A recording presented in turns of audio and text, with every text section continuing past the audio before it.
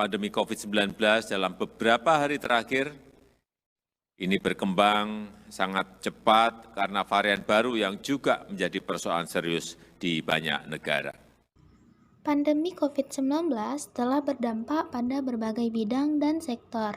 Adanya pandemi COVID-19 juga berdampak pada perubahan pola hidup masyarakat sehingga mengharuskan masyarakat untuk mampu beradaptasi dengan kebiasaan baru.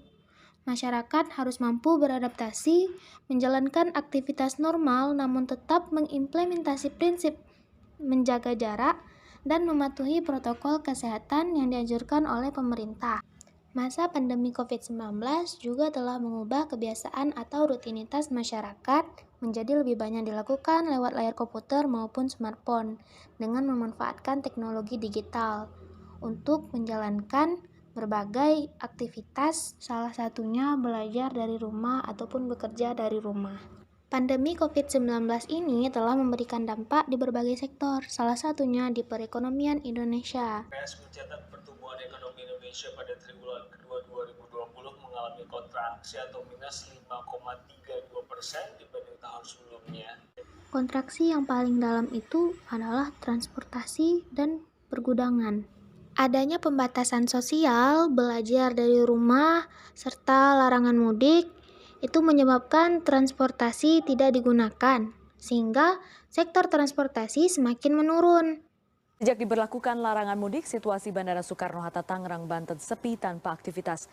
Hanya ada 1-2 orang calon penumpang yang berupaya menguangkan kembali tiket mereka yang tidak terpakai. Mulai hari ini Kementerian Perhubungan melarang penerbangan domestik atau luar negeri, baik menggunakan transportasi udara berjadwal maupun transportasi udara charter. Menerapkan pembatasan sosial berskala besar.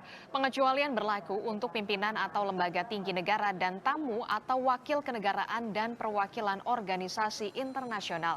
Berikut data penerbangan di Indonesia. Jumlah keberangkatan domestik 5 bandara tersibuk di Indonesia.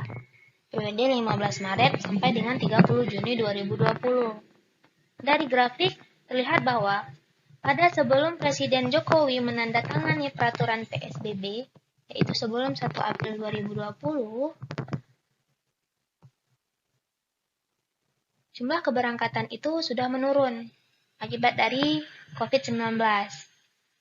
Semakin diperketatnya peraturan, yaitu Presiden Jokowi menandatangani peraturan PSBB, maka jumlah keberangkatan juga semakin menurun, hingga pembatasan transportasi mudik Idul Fitri benar-benar seperti tidak ada penerbangan.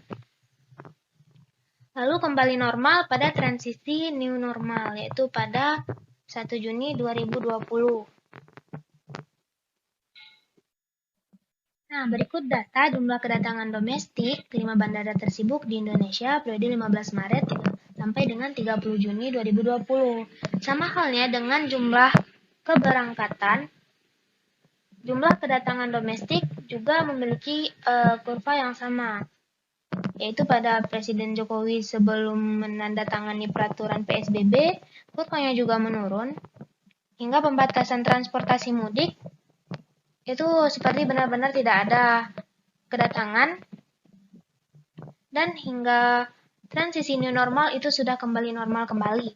Jumlah penerbangan itu mempengaruhi perekonomian Indonesia, sehingga jika jumlah penerbangan itu mengalami penurunan, maka pendapatan yang diperoleh penerbangan tersebut atau transportasi udara juga mengalami penurunan, dan itu akan mempengaruhi sektor pendapatan dari transportasi. Dari data sebelumnya itu terlihat jelas bahwa sektor untuk transportasi udara atau jumlah penerbangan itu mengalami penurunan, sehingga di sini menyebabkan perekonomian Indonesia juga menurun.